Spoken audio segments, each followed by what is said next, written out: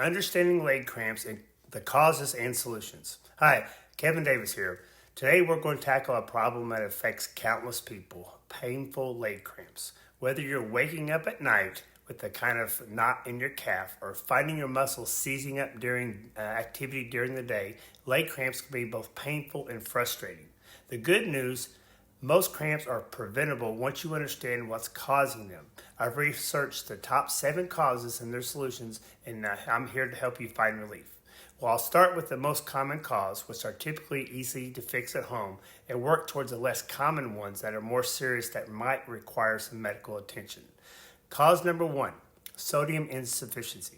The number 1 cause of leg cramps might surprise you. It's inadequate sodium intake. For decades, we've been told to limit salt, but this advice lacks solid scientific backing. The truth is, humans need adequate sodium for proper muscle function. Quality matters too. Commercial table salt often contains anti-caking agents and additives you don't need.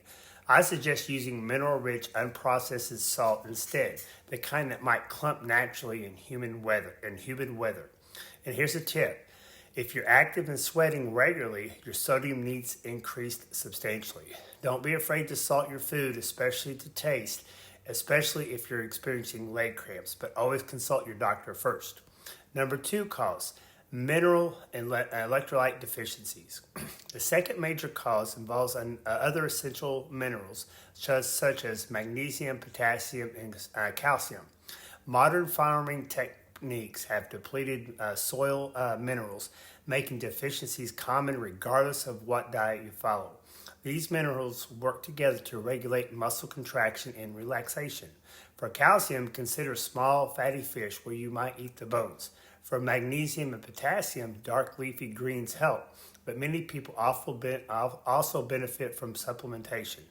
Another nutrient worth mentioning is hyaluronic acid, which helps regulate calcium movement within the cells.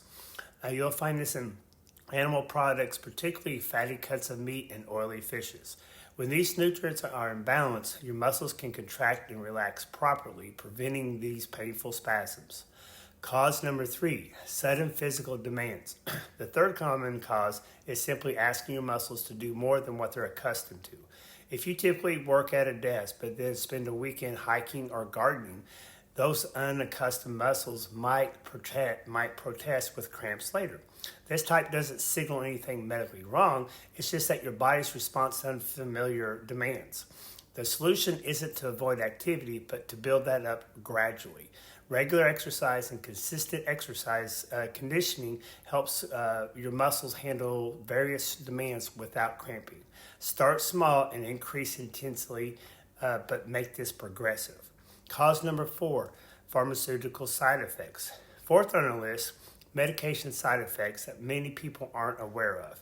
Cholesterol-lowering statins are notorious for causing muscle issues, including cramps. This happens because they interfere with cellular energy production in the muscle tissue. Bone medications prescribed for osteoporosis, synthetic hormone replacement, and certain blood pressure medicines can also trigger cramps.